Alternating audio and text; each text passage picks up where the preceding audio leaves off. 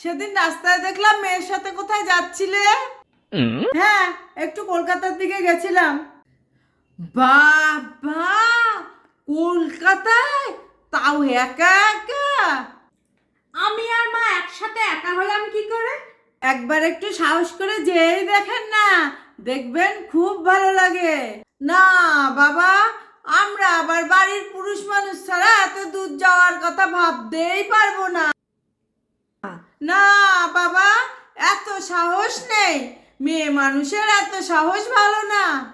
হ্যাঁ, কিন্তু রোজ রোজ পাড়ায় বেরিয়ে অন্যের নামে পিএনপিসি করা, অন্য মেয়েদের যাদের বিয়ে হয়নি তাদের পিছনে লাগা, এগুলি খুব ভালো বলুন।